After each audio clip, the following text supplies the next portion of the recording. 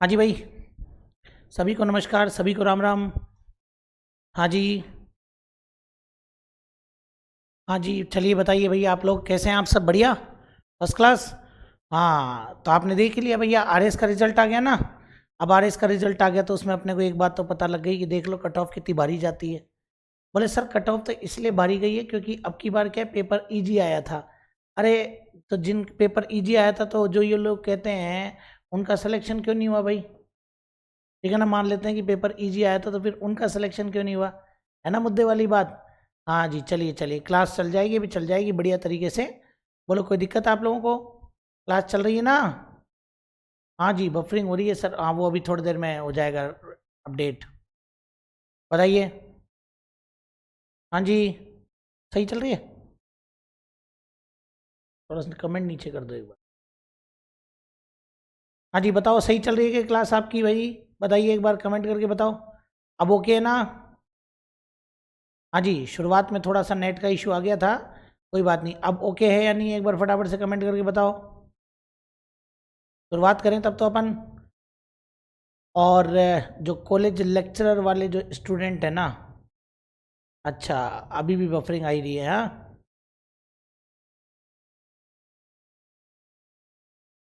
एक बार देख लेना एक बार।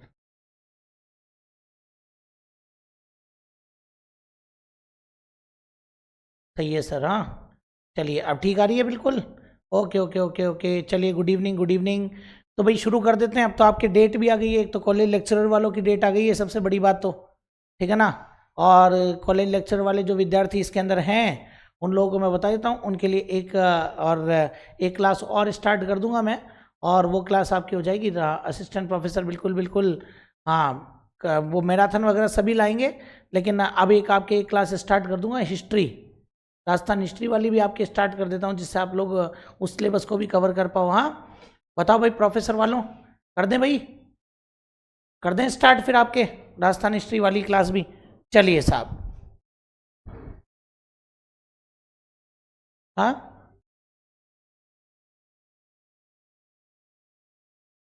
मतलब, हाँ मतलब, तो ये कॉलेज लेक्चर वाले इसी में तो हैं। हाँ, तो इनकी क्लास वो एक राजस्थान हिस्ट्री की और शुरू कर देंगे भाई, जिससे आपका सिलेबस थोड़ा सा रिदम में आ जाए। खैर चलो, अभी तो अभी अपन अपनी बात करते हैं भैया। कल अपन ने लोक नृत्य का स्टार्टिंग कर दिया था, और मैंने आपको बता दिया था कि इसके अंदर भाई कि लोक नृत्य अपने कितने प्रकार के होते हैं। ठीक है ना? बिल्कुल बिल्कुल, तक्षशिला में भी होगी ना स्टार्ट। तक्षशिला वाली भी कर देंगे भैया, है ना? लेकिन तक्षशिला वाली तो हो सकता है कि थोड़ा सा बाद में करें अपन। हाँ, तक्षशिला वाले में इसलिए स्टार्ट नहीं करेंगे अभी क्योंकि आपका तो अभी थोड़ा टाइम लगेगा ना। आपको लेक्चरर वालों को थोड़ा सा स्पीड से लेना पड़ेगा, है ना? तो ये ध्यान रख लेना। हाँ सर, कर दो Rajasthan history start. College lecture वालों को थोड़ा सा क्या स्पीड से। हाँ जी सर, 2 मार्क्स से रह गए, बैच तक्षशिला में शिफ्ट करवाना है। हाँ जी बिल्कुल बिल्कुल, वो सब कर देंगे, आप लोग चिंता ही मत करो वो वाली बात। वो पता है हमें क्या करना है क्या नहीं करना है। खैर चलिए, अभी लोक नृत्य के बारे में अपन थोड़ा सा बात कर लेते हैं भाई। सभी का ध्यान अभी इधर। तो कल मैंने आपको बताया था, एक बार कमेंट करके बताओ, कल लास्ट लाइन अपनी यही थी ना कि नृत्यों को 4 भागों में बांटा गया है। बताइए, नृत्यों को कितने भागों में बांटा गया है भाई? हाँ, चलिए साहब, बताइए, देखिए फटाफट से आप लोग तुरंत बताओ। कल यहीं से पढ़े थे ना अपन कि भाई नृत्यों को 4 भागों में बांटा गया है, तो आज अपन उसके अंदर बात कर लेते हैं उसी चीज को लेकर के कि भाई नृत्यों को 4 भागों में बांटा गया है, तो कौन कौन से 4 भाग आपके आते हैं। तो सबसे पहले अपने पास में आ जाएगा व्यावसायिक नृत्य। जो सबसे पहले अपन यहाँ पर बात करेंगे वो आपके आ जाता है व्यावसायिक नृत्य। तो देखो आप लोग, व्यावसायिक नृत्य के बारे में इधर देखना भाई आराम से। ठीक है, देखो आप लोग, व्यावसायिक नृत्य के बारे में बात कर लेते हैं। तो व्यावसायिक नृत्य आपके क्या होते हैं? वे नृत्य जो मैंने कल कहा था ना कि भाई धन कमाने एवं आजीविका चलाने के उद्देश्य से जो नृत्य किए जाते हैं उनको हम लोग व्यावसायिक नृत्य कहते हैं। ये चीज आप सबसे पहले ध्यान रखना कि भैया एक तो आपके क्या आ जाएगा कि एक तो आपके धन कमाने या आजीविका चलाने। ठीक है, धन कमाने या फिर आजीविका चलाने के उद्देश्य से, धन कमाने या आजीविका चलाने के उद्देश्य से किए जाने वाले नृत्य, जरूर याद रखना। धन कमाने या आजीविका चलाने के उद्देश्य से किए जाने वाले नृत्य आपके क्या कहलाएंगे?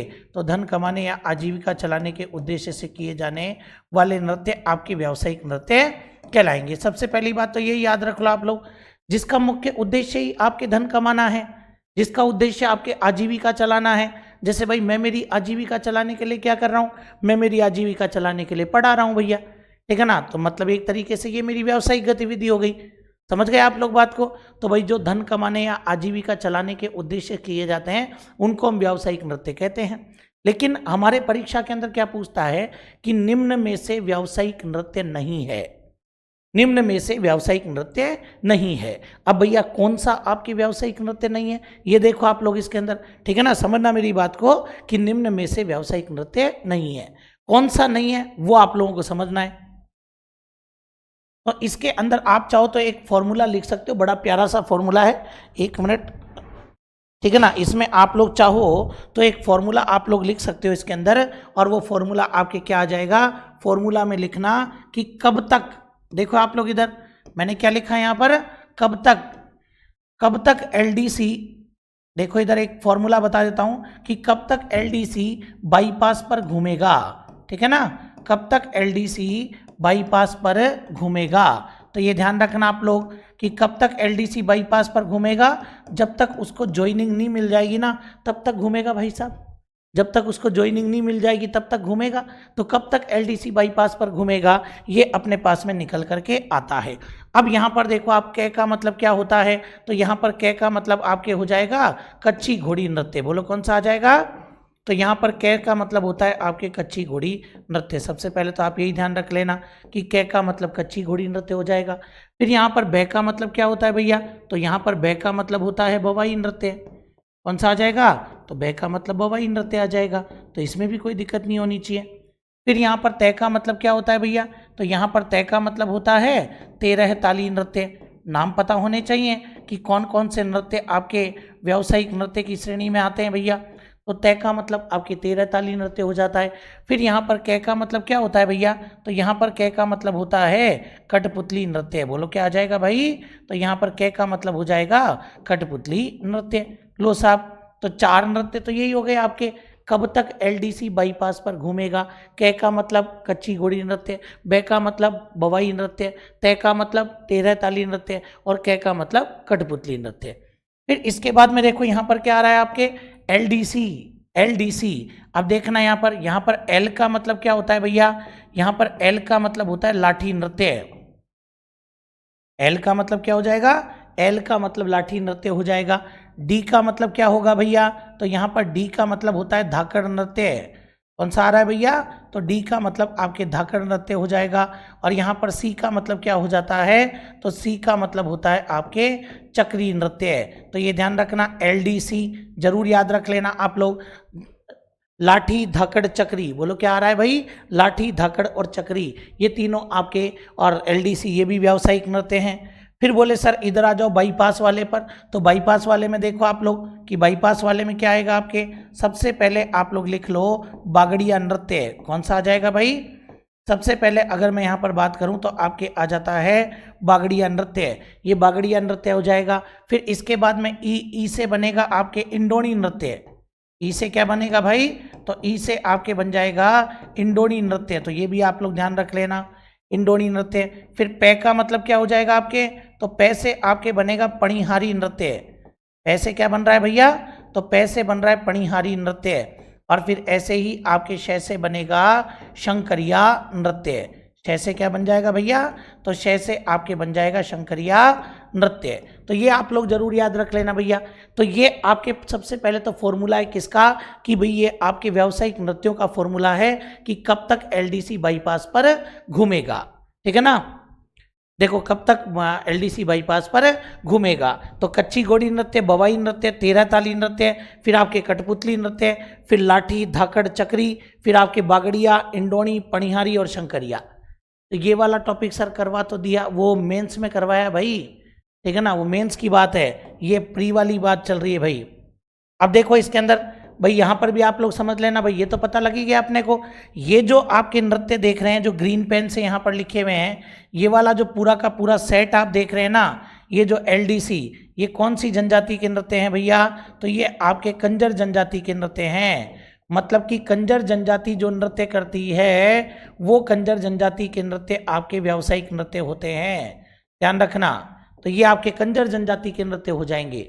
कंजर जनजाति कितने नृत्य करती है? 3। फॉर्मूला क्या है? एलडीसी, लाठी, धाकड़, चक्री, ये तीनों कंजर जनजाति के नृत्य हैं। फिर आप देखो इधर, इसके बाद में ये जो आपके बाईपास वाला सेट है, ये बाईपास वाला सेट आपके किसका हो जाएगा? ये आपके कालबेलिया जाति के नृत्य हैं। ये जो बाईपास आप देख रहे हैं ना, ये बाईपास आपके किसके नृत्य हो जाएंगे? तो ये बाईपास वाला जो सेट आप देख रहे हैं, ये कालबेलिया जाति के नृत्य का सेट बन जाएगा भाई। समझ में आ गई बात? यहाँ पर ये कालबेलिया जाति के नृत्य हैं। हाँ जी, तो देखो आप लोग मुझे यहाँ पर कालबेलिया जाति के हो जाएंगे। तो कालबेलिया जाति के नृत्यों का जो फॉर्मूला है वो क्या है? बाईपास। सीधा सा याद रखने का तरीका है, कालबेलिया जाति के नृत्यों का फॉर्मूला क्या है? बाईपास, बागड़िया, इंडोनी, पणिहारी, शंकरिया। समझ गए मेरी बात को? तो ये चीज आप लोग याद रख लेना। तो ये जितने भी हैं यहाँ पर घूमेगा को साइलेंट कर देना। पर घूमेगा से कोई नहीं बनता है, ये केवल अपन ने जोड़ने के लिए लिखा है। तो कल को आपसे व्यावसायिक नृत्य पूछे ना, ठीक है ना, देखो आप लोग कल को आपसे व्यावसायिक नृत्य पूछे तो आपका आंसर क्या होना चाहिए? कब तक एलडीसी बाईपास पर घूमेगा? कच्ची घोड़ी, फिर बवाई, फिर तेरह ताली और फिर कठपुतली। फिर ध्यान रखना कंजर जनजाति के नृत्य भी इसी में आते हैं, मतलब कि एलडीसी, लाठी, धाकड़ और चक्री। फिर ध्यान रखना आप लोग कि बोले साहब आपके कालबेलिया जाति के नृत्य भी इसमें आते हैं, बाईपास, बागड़िया, इंडोनी, पणियारी और शंकरिया। फटाफट से क्लियर कर लीजिए एक बार आप इसको, तुरंत क्लियर कीजिए भैया। Any doubt? हाँ जी, कोई दिक्कत इसके अंदर? सबसे पहले तो अपने को यही पता होना चाहिए भैया। अब इसके अंदर अपन नृत्यों पर डिस्कस कर सकते हैं फिर, ठीक है ना। क्लास आज 7 बजे नहीं, क्या नहीं? अब इसके अंदर अपन नृत्यों पर डिस्कस करते हैं भैया। और सबसे पहला नृत्य जो अपने पास में आता है ना, वो कौन सा आ जाएगा? आपके कच्ची घोड़ी नृत्य। इधर देखो आप लोग यहाँ पर, अगर मैं यहाँ पर बात करता हूँ तो कौन सा आ जाएगा? आपके कच्ची घोड़ी नृत्य। एक एक नंबर टू नंबर पढ़ते हैं भैया इनको। तो सबसे पहले अपन कच्ची घोड़ी नृत्य देखते हैं भैया, ध्यान से देखो। कच्ची घोड़ी नृत्य के बारे में बात करूँ तो सीधे प्रश्नों पर आ जाओ ना आप, ज़्यादा लोड काहे को ले रहे हो, सीधे प्रश्नों पर आओ। सबसे पहली बात, ये आपके कौन से क्षेत्र में किया जाता है? तो ये आपके शेखावाटी क्षेत्र में किया जाता है।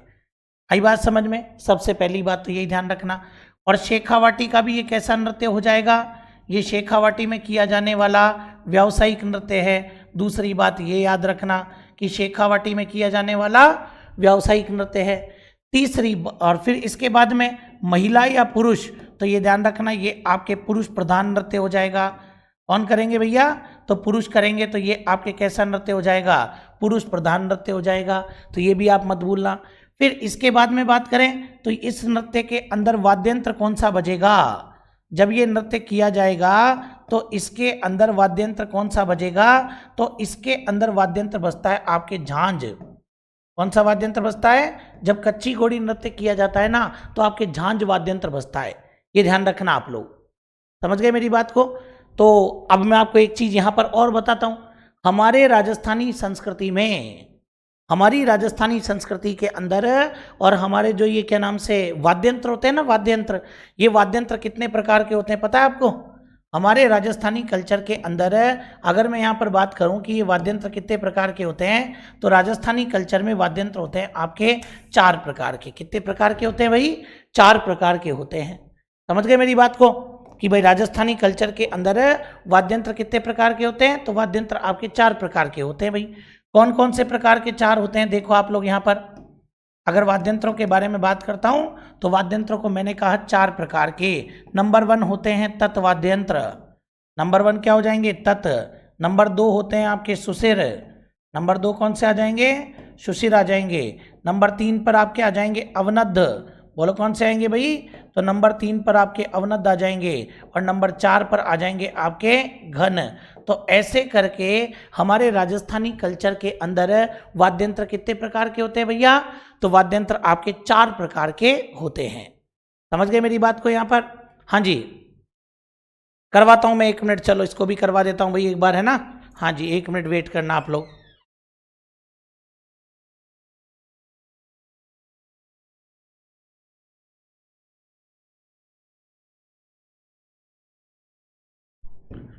ठीक है, तो ये चीज आप लोग थोड़ा याद रखना भैया। एक तो आपके तत्वाद्य यंत्र। अब तत्वाद्य यंत्र क्या होते हैं? जो तारों के माध्यम से बजते हैं उनको अपन बोलते हैं तत्वाद्य यंत्र। ध्यान रखना आप लोग, जो किसके माध्यम से बजते हैं भाई? तारों के माध्यम से बजते हैं, उनको हम लोग क्या बोलते हैं? तो आपके तत्वाद्य यंत्र अपन उनको बोलते हैं। जैसे गिटार वगैरह होती है ना, जो तारों के माध्यम से बजती है। माँ सरस्वती की वीणा है, वो वीणा भी तारों से बजती है। तो जो तारों से बजते हैं उनको अपन बोलते हैं तत्वाद्य यंत्र। पहली बात तो ये याद रखना। फिर सुसिर क्या होते हैं भैया? सुसिर जो मुंह से फूंक देकर बजाए जाते हैं, ठीक है ना। सुसिर वो होते हैं जो मुंह से फूंक देकर बजाए जाते हैं। जैसे देखो आप लोग, मैं यहाँ पर आपको दिखाता हूँ, अगर अपने पास में मिलता है तो, ठीक है ना। तो देखो आप लोग यहाँ पर सुसिर कौन से वाद्य यंत्र हो जाते हैं भैया आपके, तो वो भी आप लोग देखना। टाइप ऑफ,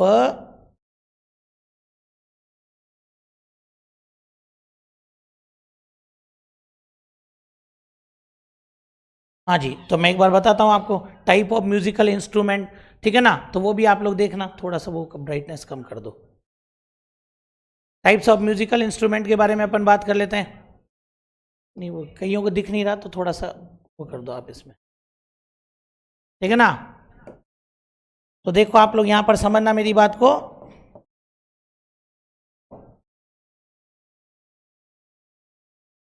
तो जैसे देखो, अगर अपन यहाँ पर बात करते हैं, तो जैसे ये जो वाद्य यंत्र आप देख रहे हो ना, ये आपके कैसा वाद्य यंत्र हो जाएगा? ये तत्वाद्य यंत्र है। जो तारों से बजते हैं वो आपके क्या हो जाएंगे? तत्वाद्य यंत्र की श्रेणी में चले जाएंगे। यहीं से मैं आपको बताता हूँ भाई, ये सारे अपने पास में वाद्य यंत्र लगभग लगभग यहाँ पर रखे हुए हैं, ठीक है। तो देखो आप लोग यहाँ पर एक चीज को देखना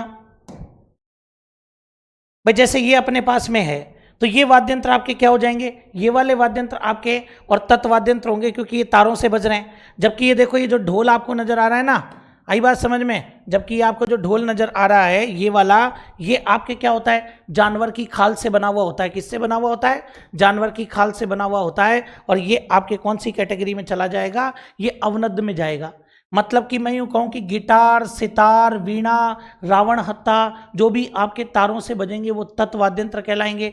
और ये ध्यान रखना, जो मुंह से फूंक देने पर बजेंगे, जैसे बांसुरी होती है वो मुंह से फूंक देने पर बजती है। सांप आ जाए तो बीन बजाते हैं, वो भी मुंह से फूंक देने पर ही बजती है। मंदिर में शंख बजाते हैं तो शंख भी मुंह से फूंक देने पर ही बजाया जाता है। शादी ब्याह में शहनाई बजाते हैं, शहनाई भी मुंह से फूंक देकर बजाते हैं। तो जो मुंह से फूंक देकर बजाए जाते हैं उनको सुसिर कहते हैं भैया।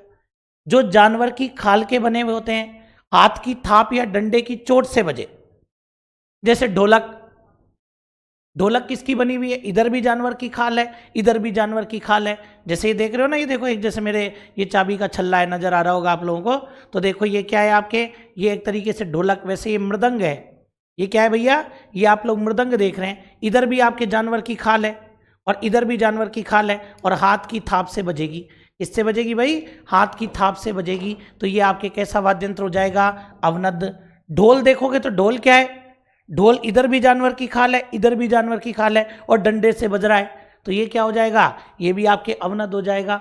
तो अवनद वाद्य यंत्र को 2 शर्तें पूरी करनी होती है। अवनद वाद्य यंत्र को कितनी शर्तें पूरी करनी होती है भैया? तो अवनद वाद्य यंत्र को 2 शर्तें पूरी करनी होती है। पहली बात तो ये कि वो जानवर की खाल के बने हुए हों, और दूसरी बात ये ध्यान रख लेना, उसके अंदर क्या विशेष आता है? दूसरी बात ये कि वो चोट द्वारा बजें। कैसे बजे भैया? वो चोट द्वारा बजे, तो वो आपके अवनद वाद्य यंत्र कहलाएंगे, ठीक है ना। और फिर आता है घन। अब भैया घन वाद्य यंत्र क्या होता है? तो घन वाद्य यंत्र आपके होता है कि वे वाद्य यंत्र, घन वाद्य यंत्र में क्या आ जाएगा? वे वाद्य यंत्र जो आपके धातु के बने हों। किसके बने हुए होने चाहिए भैया? जो आपके धातु के बने हुए हों। और कैसे बजें? पहली बात तो धातु के बने हुए होने चाहिए। और बजेंगे कैसे? वो सुन लो आप लोग अच्छे से। वो आपस में टकराने पर बजें। जैसे मंजीरे, मंजीरे क्या होते हैं? आपस में टकराने पर बजते हैं। तो या तो आपस में टकराने पर बजें, या फिर डंडे की चोट से बजें। अरे भाई मंजीरे कैसा वाद्य? मंदिर में जाते हो घंटी नहीं बजाते क्या? घंटी भी तो घन है। और मंदिर में झालर भी बजती है ना, वो आई बात समझ, वो झालर बजाते हैं। तो वो झालर बजाते हैं, वो भी क्या होती है? ये धातु की बनी हुई होती है, डंडे से बजती है। तो ये भी ध्यान रख लेना आप लोग कि झालर जो बजाते हैं वो भी आपके क्या हो जाएगा? घन। तो हमारी राजस्थानी संस्कृति के अंदर वाद्य यंत्र 4 प्रकार के होते हैं। तो अब बात आती है ये झांझ को लेकर के, है ना। अब बात किसको लेकर के आती है? हाँ, चंग अवनद्ध है, बिल्कुल चंग अवनद्ध है। ध्यान रखना, अभी सब बताऊंगा, धीरे धीरे सब आएंगे। अभी तो केवल ये समझो कि किसको क्या कहते हैं, किसको क्या कहते हैं। अब इधर देखना, झांझ क्या होती है वो मैं आपको बता रहा था कि भाई झांझ कैसा वाद्यंत्र है। फिर आप ही से पूछूंगा, आप ही बताना कैसा वाद्यंत्र हो जाएगा भाई, ठीक है ना। जैसे मैंने यहाँ लिखा कि झांझ, ठीक है ना, झांझ म्यूजिकल इंस्ट्रूमेंट। और ये लो साहब, ये मेरे पास आ गई आपके क्या, ये है झांझ, ठीक है ना। ये कौन सा म्यूजिकल इंस्ट्रूमेंट है? ये झांझ है। अब मैं आप ही से पूछना चाहता हूं कि ये बता दो आप, ये कैसा वाद्यंत्र होगा? बताइए, झांझ कैसा वाद्यंत्र है? इतना सा बताओ फटाफट से, बिना समय लगाए, कि झांझ कैसा वाद्यंत्र होगा। तुरंत बताइए आप लोग। हाँ जी, तो झांझ को अपन कौन सी कैटेगरी में डाल देते हैं? देखते हैं किसका आंसर आता है सबसे पहले। अरे मंजीरे होते हैं छोटे, बिल्कुल, बहुत बढ़िया, घन वाद्यंत्र बोलेंगे। मंजीरे छोटे होते हैं, झांझ बड़ी हो जाती है, ठीक है ना। तो ये आपके झांझ कौन सी कैटेगरी में चला जाएगा? ये झांझ आपके घन वाद्यंत्र की कैटेगरी में जाएगा, ठीक है। ये ध्यान रखना आप लोग। चलिए इसके बाद में फिर और आगे देखते हैं कि जब कच्ची घोड़ी नृत्य किया जाता है तो इसके अंदर प्रमुख वाद्यंत्र कौन सा बजता? प्रमुख वाद्यंत्र हो गया, कौन कौन से गीत गाए जाते हैं भैया? जब कच्ची घोड़ी नृत्य किया जाएगा तो गीत कौन कौन से गाए जाएंगे, ये अपने को पता होना चाहिए। तो देखो आप लोग, गीतों के अंदर एक गीत तो गाया जाता है जिसका नाम है बींद। बींद के अलावा एक गाते हैं रसाला, ध्यान रखना। एक गीत गाते हैं लस्कारिया। ये नाम याद रखने पड़ेंगे, केवल 2 नाम याद रख लेना, क्योंकि पेपर में चारों नाम देता है। पेपर में क्या करता है? चारों नाम देता है। और एक हो जाएगा रमगारिया, तो एक रमगारिया हो जाएगा। तो ये चारों गीत आपके कब गाए जाते हैं? जब आपके कच्ची घोड़ी नृत्य किया जाता है। समझ गए मेरी बात को यहाँ पर, ठीक है ना। तो ये ध्यान रखना, बींद, रसाला, लस्कारिया और रमगारिया, आई बात समझ में। ये चारों ही आपके गाए जाते हैं कब? जब आपके कच्ची घोड़ी नृत्य किया जाता है। और इस कच्ची घोड़ी नृत्य के प्रमुख कलाकार कौन हैं भाई? कच्ची घोड़ी नृत्य के प्रमुख कलाकार कौन हैं? तो 2 आदमी इसके अंदर सबसे मेन हैं। एक का नाम तो है आपके गोविंद पारिक, इसका नाम आ जाएगा भैया। तो एक तो आपके गोविंद पारिक का नाम आ जाता है। और ये जो गोविंद पारिक है ये कहाँ के हैं भैया? ये आपके टोंक के हैं। और एक नाम आता है आपके किसका? छंवर लाल गहलोत। इसका नाम आएगा भैया, छंवर लाल गहलोत का नाम इसके अंदर आता है। और ये जो छंवर लाल गहलोत है ना, ये जोधपुर के, हालांकि छंवर लाल गहलोत जी की तो अब मृत्यु हो गई है, लेकिन ये चीज़ आप जरूर याद रख लेना। सबसे पहले तो आपसे पूछ रहा है कि ये झांझ वाद्यंत्र जो है ये इसके अंदर बजेगा, पहली बात तो ये ध्यान रख लेना। दूसरा क्या बोल रहा है वो आपको कि इसके अंदर कौन कौन से गीत गाए जाएंगे, तो ये भी आपको पता होना चाहिए कि बींद, रसाला, लस्कारिया और रमगारिया। इसके प्रमुख कलाकार भी आपसे पूछ सकता है भैया कि इसके जो प्रमुख कलाकार हैं उनके अंदर किस किस का नाम आएगा। तो भैया प्रमुख कलाकारों के अंदर जो नाम आएगा, गोविंद पारिक जो कि टोंक के हैं, और आपके छंवरलाल गहलोत जो कि जोधपुर के हैं। तो ये भी याद रखना आप लोग।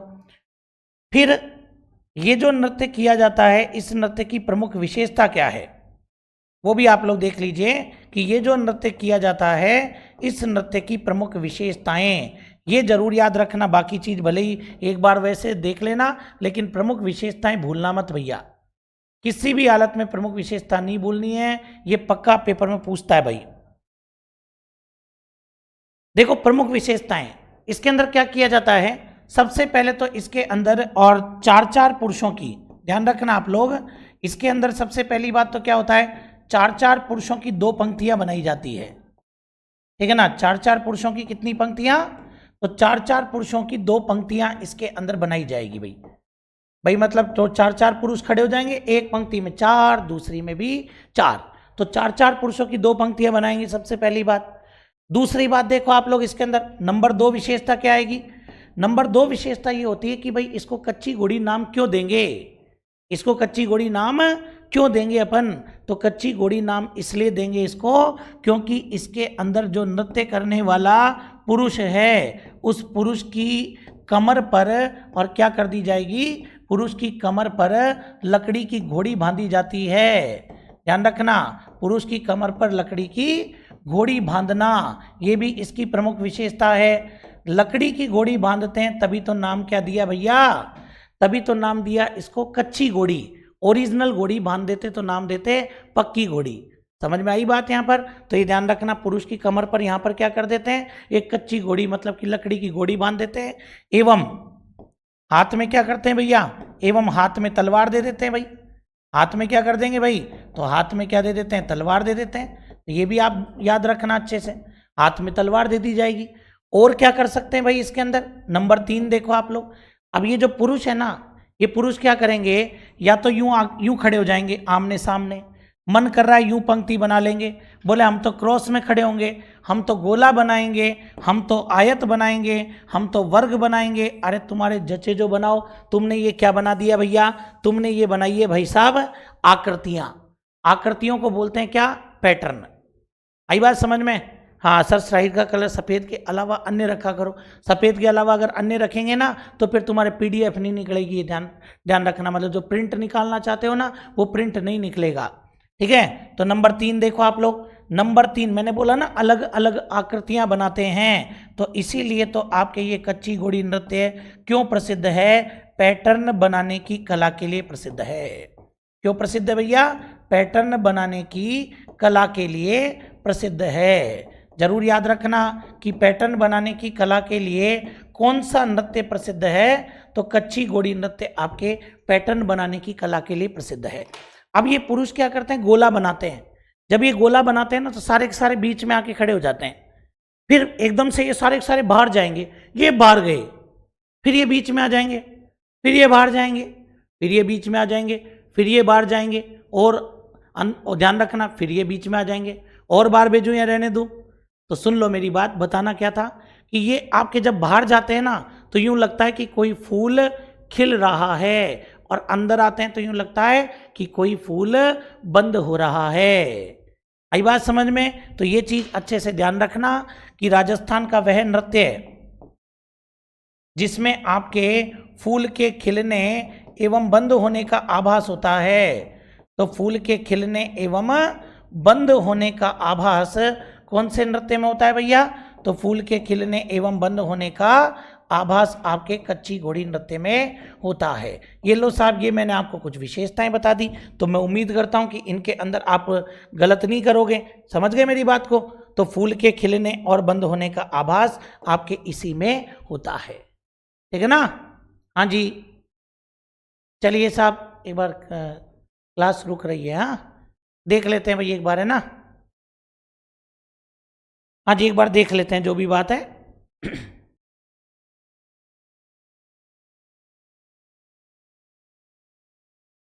अच्छा जी, देखना एक बार क्लास नहीं चल रही है।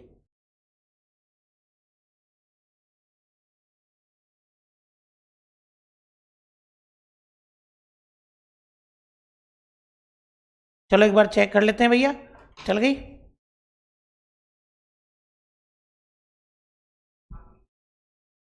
हाँ जी चल रही है क्या? देखो आप लोग यहाँ से चल रही है भैया।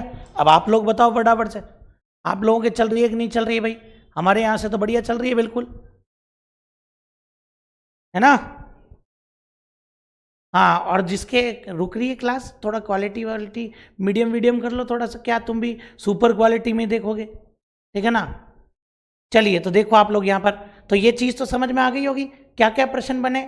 शेखावाटी क्षेत्र का व्यावसायिक नृत्य, पहली बात पुरुष प्रधान नृत्य है, इसमें वाद्यंत्र बजेगा झांझ, फिर गीत कौन से गाएंगे? बींद, रसाला, लस्कारिया, रमगारिया। प्रमुख कलाकार कौन है? गोविंद पारिक और छंवरलाल गहलोत। फिर देखो आप लोग, 4-4 पुरुषों की 2 पंक्तियां होती हैं इसमें। पुरुष की कमर पर लकड़ी की घोड़ी बांध दी जाती है, और ये पैटर्न बनाने की कला के लिए प्रसिद्ध है, और इसमें फूल के खिलने और बंद होने का आभास होता है। और इधर देख लेना भैया, एक बात और बता देता हूँ मैं आपको यहाँ पर, कि ये जो कच्ची घोड़ी नृत्य है ना, ये आपके हिंदी ग्रंथ अकादमी की पुस्तक के हिसाब से ये आपके कुचामन में भी किया जाता है, हिंदी ग्रंथ अकादमी की पुस्तक के हिसाब से कुचामन में भी किया जाता है, ये आपके डीडवाना में भी किया जाता है, और ये आपके परबत्सर के अंदर में परबत्सर में भी किया जाता है। तो ये ध्यान रखना, कुचामन, डीडवाना एवं परबत्सर में भी ये नृत्य आपके किया जाता है। और ये बताया जाता है कि ये नृत्य आपके कब किया जाएगा, तो ये मुख्यतः विवाह पर किया जाता है। लेकिन भाई साहब अब तो व्यावसायिक हो गया ना, मुख्यतः विवाह पर किया जाता है, लेकिन मैं क्या कह रहा हूं, अब तो व्यावसायिक हो गया ना। अब जब ये व्यावसायिक हो गया तो भैया जब पैसे मिले तभी कर लो, जब पैसे मिले तभी कर लो भाई साहब। जब ये व्यावसायिक ही हो गया तो ये चीज़ भी आप लोग थोड़ा सा ध्यान रख लेना, ठीक है। तो जैसे अपन देखें यहाँ पर, आप लोग देखना, मैं इसके अंदर दिखाता हूं आपको, ठीक है। देखो आप लोग यहाँ पर क्या आ जाएगा आपके, तो ये कच्ची घोड़ी फोक डांस जैसा अपन देखते हैं, तो ये जो आप देख रहे हैं ये आपके कच्ची घोड़ी डांस होता है भाई, ठीक है ना। तो आप जैसे कोई भी आप इसके अंदर देख सकते हैं, जैसे ये देखिए आप लोग। अब ये व्यक्ति क्या है, ये व्यक्ति आपके, और इस तरह घोड़ी बांध दी जाती है इसके पुरुष की कमर पर। ये देखो आप लोग, पुरुष की कमर पर क्या कर देंगे, ये घोड़ी बांध देंगे आपके इस तरह की, समझ गए। और हाथ में ये क्या रखता है वैसे बेसिकली, तो हाथ में ये तलवार रखता है, जैसे आप ये देख रहे हैं। ये कच्ची घोड़ी नृत्य है। बोले सर आपने तो कहा कि ये तो पुरुष प्रधान है, बगल में महिला है। अरे ये महिला का स्वांग कर रहा है जो पुरुष है, ध्यान रखना, जो महिला का स्वांग कर रहा है ये आपके कौन हो जाएगा, ये आपके पुरुष हो जाएगा भैया, समझ गए मेरी बात को। तो ये चीज आप लोग थोड़ा सा ध्यान रखना यहाँ पर, ऐसे कई पुरुष इस नृत्य को करते हैं भैया। चलिए भैया आगे बढ़ते हैं इसके बाद में। क्लियर बात, अब फटाफट से एक बार इसको क्लियर कर लीजिए। चलिए भाई आगे बढ़ते हैं इसके बाद। नंबर 2, दूसरा नृत्य कौन सा आ जाएगा भाई, तो दूसरा अपन पढ़ लेते हैं बवाई नृत्य के बारे में। नंबर 2 अपन यहाँ पर देखते हैं, तो नंबर 2 में कौन सा आ जाएगा, तो नंबर 2 में अपने पास में आ जाएगा बवाई नृत्य। अब बवाई नृत्य के क्या क्या प्रश्न बनते हैं, सबसे पहले तो उन पर फोकस देखो। सर मेरा लाइव देखा हुआ है, बहुत बढ़िया बात है भैया, ठीक है ना। अब देखो बवाई नृत्य के क्या क्या प्रश्न बनेंगे। सबसे पहली बात, ये जो बवाई नृत्य है कहाँ किया जाएगा, तो भाई ये आपके उदयपुर दिया गया था। हिंदी ग्रंथ अकादमी की किताबों में उदयपुर दे रखा है, लेकिन उदयपुर संभाग है, संभाग में, और अब उदयपुर से टूट करके एक संभाग और बन गया, बांसवाड़ा संभाग। तो ये ध्यान रखना, अब मुझे यहाँ क्या लिखना पड़ेगा, उदयपुर एवं बांसवाड़ा संभाग, उदयपुर एवं बांसवाड़ा संभाग में ये नृत्य आपके किया जाता है। सबसे पहली बात तो ये ध्यान रखना, ठीक है, उदयपुर और बांसवाड़ा संभाग में किया जाएगा। दूसरी बात, हो सकता है कि आप ऐसे नहीं लिखना चाहें, तो आपको यूं लिखना चाहिए, गुजरात के सन्निकट जिलों में, गुजरात की बॉर्डर को छूने वाले जिलों के अंदर ये नृत्य किया जाता है, तो गुजरात के सन्निकट जिलों में ये नृत्य किया जाएगा। तो ये याद रख लेना आप लोग, ठीक है ना, कि ये आपके गुजरात के सन्निकट जिलों में किया जाता है। दूसरी बात, फिर देखो आप लोग, तीसरी बात, भाई गुजरात क्यों, गुजरात को ही टारगेट क्यों किया, क्योंकि मैं आपको बता दूं कि ये जो बवाई है ना ये एक जाति है, ठीक है, और ये जो बवाई जाति है ना ये मुख्यतः गुजरात की है। कहाँ की है, गुजरात। तो ये जरूर याद रख लेना आप लोग अच्छे से कि ये जो बवाई नृत्य है ये आपके कौन सी जाति करेगी, तो ये आपके बवाई जाति करेगी, ठीक है ना। कौन सी जाति, तो ये आपके बवाई जाति करेगी, और बवाई जाति के अंदर स्त्री करना चाहे स्त्री कर ले, पुरुष करना चाहें पुरुष कर लें, तो ये आपके बवाई जाति के स्त्री पुरुषों का नृत्य हो जाएगा। ये ध्यान रख लेना, बवाई जाति के स्त्री पुरुषों द्वारा, ठीक है ना, बवाई जाति के स्त्री पुरुषों द्वारा। पुरुष करना चाहे पुरुष कर लें, महिलाएं करना चाहे महिलाएं कर लें, दोनों करना चाहे दोनों कर लें, समूह में करना चाहें समूह में कर लें। मतलब कुल मिलाकर के मैं कह सकता हूं कि ये एक प्रकार से कैसा नृत्य होगा, ये एक प्रकार से आपके मिश्रित नृत्य हो जाएगा। कैसा हो जाएगा भैया, ये एक प्रकार से आपके मिश्रित नृत्य हो जाएगा। तो ये भी आप लोग थोड़ा सा ध्यान रखना। फिर भाई साहब अगली बात आती है कि ये जो नृत्य है, इस नृत्य के जन्मदाता कौन है, इस नृत्य के आपके जन्मदाता कौन है। तो इस यही तो प्रश्न पेपर में आता है ज्यादा, तो कि बवाई नृत्य के जन्मदाता कौन है। तो बवाई नृत्य के जो जन्मदाता हैं उनका नाम है बागोजी। कुछ किताबों में लिखा हुआ है बागोजी और कुछ किताबों में लिखा हुआ है आपके नागोजी। तो ध्यान रख लेना आप लोग, बागोजी या नागोजी जाट, बागोजी या फिर नागोजी जाट जो कि आपके कहाँ के हैं, केकड़ी। तो केकड़ी के रहने वाले बागोजी जाट को इसका जन्मदाता माना जाता है, ठीक है ना। फिर इसके बाद में सबसे बड़ी बात तो ये निकल करके आती है कि इस नृत्य के अंदर एक खास बात सुनना आप लोग, कि इस नृत्य के अंदर खास बात क्या है, कि वो आपके ये हो जाएगी कि इस नृत्य के अंदर संगीत पर कम ध्यान देकर, ठीक है ना, संगीत पर कम ध्यान देकर, संगीत पर तो ध्यान देते हैं कम, ठीक है ना, संगीत पर कम ध्यान देकर कर्तव्यों पर अधिक ध्यान देते हैं भैया। संगीत पर ध्यान कम और कर्तव्यों पर अधिक ध्यान दिया जाता है। समझ में आ गई बात यहाँ पर, संगीत पर ध्यान कम और कर्तव्यों पर अधिक ध्यान इनका रहता है, ठीक है। अब जैसे आपके एक पेपर में तो पूछ ही लिया था 4-5 क्रियाएं दे करके कि भाई ये किस प्रकार का नृत्य है, तो आपको बताना पड़ेगा कि जब ये नृत्य किया जाता है तो इस नृत्य का प्रमुख आकर्षण क्या है, ये जो नृत्य किया जाता है इसका प्रमुख आकर्षण क्या है, क्यों इसको लोग देखने आते हैं। तो अगर आप बात करते हो कि क्यों देखने आते हैं, नंबर 1 ये नृत्य आपके तलवार पर किया जाता है। इस पर नृत्य करते हैं ये लोग, तलवार पर नृत्य करते हैं। नंबर 2 ये लोग आपके गिलास पर नृत्य करते हैं, इस पर नृत्य करते हैं, गिलास पर नृत्य करते हैं। नंबर 3 ये लोग आपके थाली के किनारों पर नृत्य करते हैं। किस पर नृत्य करेंगे भैया, थाली के किनारों पर नृत्य करेंगे भाई साहब, ठीक है ना। वो पेंदे वाली जो थाली होती है ना, पेंदे वाली जो थाली, उसके अंदर एक पैर इधर एक पैर इधर और फिर बैलेंस बनाते हैं। तुम करके देख लेना। बोले सर ये तो आसान है, थाली के एक किनारे पर पैर, दूसरे किनारे पर पैर, पहला पैर उठा लेना। अगली बार फॉर्म विकलांग कोटे से ही भरोगे, देखना। समझ गए। तो ये ध्यान रखना, थाली के किनारों पर नृत्य करते हैं। और क्या करते हैं भाई, नंबर 4 देखो आप लोग, नंबर 4 पर आपके आ जाएगा कि जब ये नृत्य किया जाता है तो इसमें मुंह से रुमाल उठाना। क्या किया जाएगा इसमें, तो इसमें मुंह से रुमाल उठाना। तो ये मुंह से रुमाल उठाना जो है ये भी आपके इसी के अंतर्गत आता है। अब मुंह से रुमाल उठाना वो कोई कुत्ते की तरह नहीं उठानी रुमाल कि सामने डाल दी कुत्ते की तरह उठा ली, नहीं। आपको क्या करना पड़ेगा, ये आपकी पोजीशन है, रुमाल पीछे की तरफ है। अब आपको बिल्कुल बैक जाना पड़ेगा और बैक जा करके रुमाल उठा करके लानी पड़ती है। तो देख लो आप, मुंह से रुमाल उठाना। और नंबर 5 सिर पर कई कलश रखकर नृत्य। कई का ध्यान रखना, बहुत सारे कलश रख करके नृत्य किया जाता है। सिर पर कई कलश रखकर नृत्य किया जाता है। कौन सा नृत्य करते हैं भाई साहब, बवाई नृत्य। अब आपको खुद को ही पता लग गया होगा ना कि आप लोग देखो नृत्य कर रहे हैं कि करतब दिखा रहे हैं। भैया करतब दिखा रहे हैं, तभी तो ध्यान रखना मैं इसको क्या बोलता हूं, तभी मैं इसको बोलता हूं स्टंट डांस। ये डांस है कोई, ये तो स्टंट दिखाने का काम कर रहे हैं, तो ये ध्यान रख लेना। इसीलिए मैं इसको स्टंट डांस बोलता हूं भैया। जिसके जन्मदाता कौन है, आपके बागोजी जाट हैं, जो कि आपके केकड़ी के रहने वाले हैं। समझ गए मेरी बात को। और ये मैंने आपको बता ही दिया। ये ध्यान रखना आप लोग कि ये नृत्य आपके कैसे कैसे किया जाता है, इसका प्रमुख आकर्षण क्या है, ये अपन बात कर ही चुके हैं भाई साहब। तो कोई दिक्कत ही नहीं है इसके अंदर भी अपने को, ठीक है ना। चलिए अब जैसे अगर मैं बात करूं यहाँ पर, जैसे आप लोग देखना कि भैया कौन से डांस के बारे में बता रहा था मैं आपको, बवाई डांस। तो देखो आप लोग, जैसे बवाई फोक डांस, ये आपके बवाई फोक डांस होता है, ठीक है ना भाई। ये आपके क्या हो जाएगा, ये आपके बवाई फोक डांस होता है जो अपन यहाँ पर देख रहे हैं। जैसे देखो मैं आपको दिखा देता हूँ भैया कि भाई ये देखो आप लोग, जैसे ये महिला आपके नृत्य कर रही है, ये कांच की बोतलों पर खड़ी है, सिर पर कई मटके रखे हुए हैं, ठीक है ना।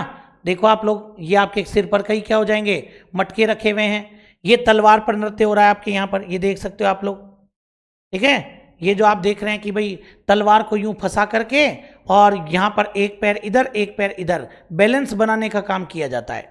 इसका काम किया जाता है, बैलेंस बनाने का काम आपके इसके अंदर किया जाता है। ये आप लोग ध्यान रखना भैया। जैसे आप ये देख पा रहे होंगे यहाँ पर, देखो आप लोग यहाँ पर, ये महिला आपके किस पर नृत्य कर रही है, ये देखो आप लोग नीचे की तरफ क्या है आपके, ये नीचे की तरफ तलवार है। इस तलवार पर खड़ी होकर के ये महिला नृत्य करती है। तो ये आपके कौन सी कैटेगरी का नृत्य है, ये बवाई नृत्य की श्रेणी में चला जाएगा। समझ गए मेरी बात को यहाँ पर। तो ये चीज आप लोग थोड़ा सा ध्यान रख लेना। फिर अब जो मेन मुद्दा उठता है वो ये है कि इसके प्रमुख कलाकार बता दो। कि इसके प्रमुख कलाकार कौन कौन से हो जाएंगे भैया, ठीक है ना। ये जो बवाई नृत्य है, इस बवाई नृत्य के प्रमुख कलाकार कौन कौन हैं। अगर आप पुरुष कलाकारों की बात करते हो तो अपने को पता होने चाहिए, और अगर आप महिला कलाकारों की बात करते हो तो अपने को पता होना चाहिए भैया कि भाई पुरुष कलाकार तो कौन कौन हैं, और इसी के अंदर आपके आ जाएंगी कि महिला कलाकारों के अंदर किस किस का नाम आता है। तो देखो आप लोग, एक तरफ पुरुष कलाकार लिख देता हूं और एक तरफ आपके महिला कलाकार। देखो आप ध्यान से देखना, पुरुष कलाकारों में सबसे बड़ा नाम आता है रूप सिंह शेखावत। इसका नाम आएगा भैया रूप सिंह शेखावत का नाम आपके पूछा जाता है कि रूप सिंह शेखावत का संबंध कौन से नृत्य से है, बवाई नृत्य से है। आई बात समझ में, हाँ जी। फिर देखो दूसरे नंबर पर क्या आ जाएगा आपके, अब दूसरे नंबर पर देखो आप लोग किसका नाम आ जाएगा, ठीक है ना। दूसरे नंबर पर आपके आ जाता है किसके बारे में, तो दूसरे नंबर पर आपके नाम आ जाता है भैया और दयाराम भील। ये दोनों नाम जरूर याद रखना पुरुषों के अंदर, ये दयाराम भील, इनके बारे में भी पेपर में पूछ लेता है भाई, समझ गए मेरी बात को। फिर देखो तीसरे नंबर पर आपके क्या आ जाएगा, तीसरे नंबर पर सांगीलाल सांगड़िया, बाड़मेर के रहने वाले, जिन्होंने कई लोगों को ये नृत्य सिखाया है, सांगीलाल सांगड़िया। तो ये आपके पुरुष कलाकारों में नाम आ जाएगा। चौथे नंबर पर जो नाम आता है वो चौथे नंबर पर नाम आ जाएगा किसका, तो एक और नाम ले लेते हैं पुरुषों के अंदर, अभी ट्रेंडिंग में है, प्रदीप पुष्कर। तो ये भी आपके बवाई नृत्य के डांसर हो जाएंगे भाई। लो साहब, ये तो पुरुषों की बात हो गई।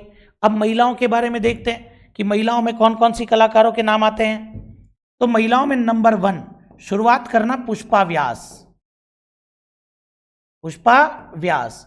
और ये जो पुष्पा व्यास है इनको कहा जाता है प्रथम बवाई नर्तकी, मतलब कि पहली महिला जिसने बवाई नृत्य किया था वो आपके पुष्पा व्यास को ही माना जाता है, प्रथम बवाई नर्तकी। फिर इसके बाद में दूसरा नाम याद रखना अस्मिता काला, बहुत जोरदार नृत्यांगना है भैया ये तो। ऐसा कहते हैं कि जहां दुनिया अपने सिर पर 5, 7, 8, 10, 15, 20, 26, 27, 30 इतने घड़े रख कर के नृत्य करती है, वहीं पर अस्मिता काला ने 111 घड़े सिर पर रख करके, 111 मटके सिर पर रख करके और एक रिकॉर्ड बनाया। और ये जो अस्मिता काला है इनका नाम ध्यान रखना, 2 बार लिम्का बुक ऑफ रिकॉर्ड, अपने जो लोकल रिकॉर्ड हैं वो लिम्का बुक ऑफ रिकॉर्ड में ही आते हैं, ध्यान रखना। तो 2 बार लिम्का बुक ऑफ रिकॉर्ड में और इनका नाम दर्ज हुआ था। किसका नाम दर्ज हुआ था भैया, अस्मिता काला। ऐसे ही एक नाम पूछता है तारा शर्मा, ये तारा शर्मा का नाम भी बहुत पेपर में आता है, ध्यान रखना, ठीक है ना, 2-4 नाम देता है एक साथ। फिर आता है एक उदयपुर की छोटी सी बच्ची जिसका नाम है श्रेष्ठा सोनी, और ये जो श्रेष्ठा सोनी है छोटी बच्ची है तो इनको एक उपाधि मिली लिटिल वंडर, छोटा बम बड़ा धमाका, लिटिल वंडर की उपाधि, ध्यान रखना आप लोग, लिटिल वंडर की उपाधि इनको दी गई। फिर ऐसे ही एक नाम और जो अभी चल रही हैं अनन्या सिंघवी, इसका नाम आ जाएगा अनन्या सिंघवी का नाम इसके अंदर आ जाएगा।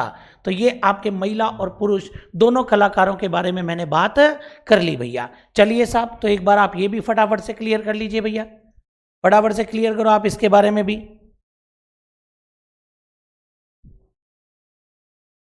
हाँ जी, कोई दिक्कत और?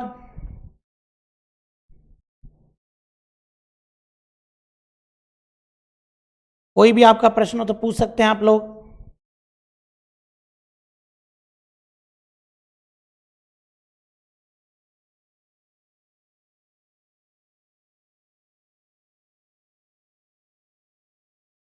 हाँ जी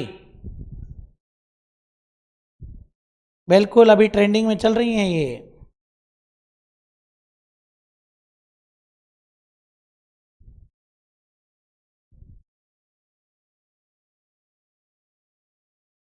अनन्या सिंघवी का नाम अभी आपके चल रहा है, कोई दिक्कत इसके अंदर बताइए फटाफट से।